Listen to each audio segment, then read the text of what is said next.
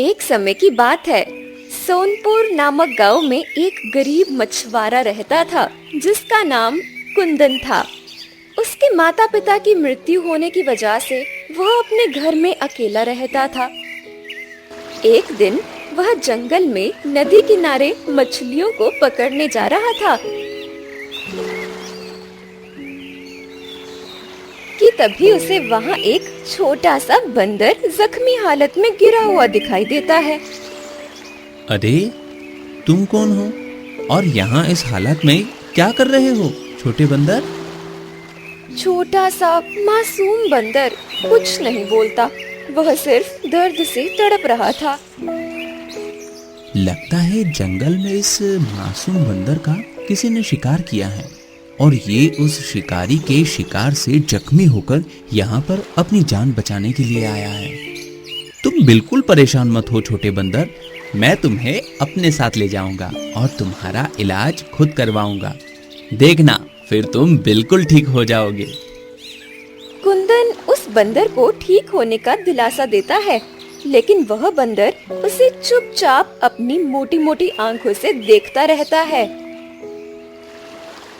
छोटे बंदर, तुम क्या गूंगे हो? मैं कब से तुम्हें इतनी सारी बातें कह रहा हूँ, मगर तुम हो कि कुछ बोलते ही नहीं।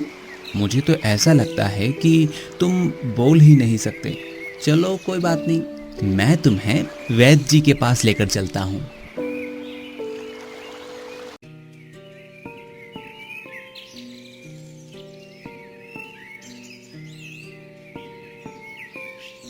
अरे कुंदन, कहाँ जा रहे हो इतने जल्दी में? और ये बंदर तुम्हें कहाँ से मिला? अच्छा हुआ वैद्य जी, आप मुझे यहीं मिल गए। मैं आप ही के पास आ रहा था। वैद्य जी, ये बंदर बहुत जख्मी है, आप इसका इलाज कर दीजिए। कुंदन, लोग मेरे पास इंसान का इलाज कराने आते हैं और तुम इस बंदर को लेकर आए हो। भले इसे इलाज की क्या जरूरत? ये जानवर तो एक दूसरे का शिकार होने और एक दूसरे का शिकार करने के लिए ही दुनिया में आए हैं। नहीं वैद्य जी, आप ऐसा मत कहिए। जिस तरह हमें दर्द होता है उसी तरह इन्हें भी तो होता है ना। मुझे नहीं लगता कि तुम्हें अपनी मेहनत की कमाई इस बंदर के इलाज में लगानी चाहिए। वैद्य जी, मेरे पैसों का मोल इस बंदर की जान से बढ़कर नहीं है। ठीक है कुंदन, अब तुम्हारी यही जिद है तो इसके आगे मैं क्या कर सकता हूँ? चलो मेरे साथ।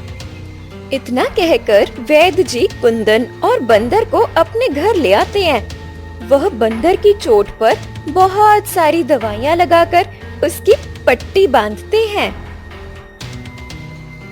देखो कुंदन, मैंने इसकी मरहम पट्टी तो कर दी है, लेकिन तुम्हें इसका बहुत ज्यादा ख्याल रखना पड़ेगा। ठीक है वैद्य जी। कुंदन बंदर को लेकर अपने घर चला जाता है। बंदर बेचारा जख्मी हालत में सुस्त होकर कुंदन के पास लेटा रहता है।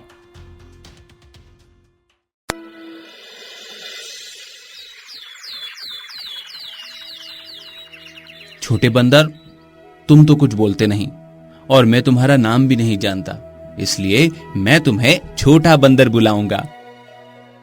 इतना कहकर कुंदन छोटे बंदर के लिए केला लेने चला जाता है। छोटे बंदर, देखो, मैं तुम्हारे लिए केला लाया हूँ। मैंने सुना है तुम बंदरों को केला बहुत पसंद होता है। अब जल्दी से उठो और ये सारे केले खाकर खत्म करो। इसके बाद तुम्हें अपनी दवाई भी तो लेनी है, तभी तो तुम ठीक हो पाओगे।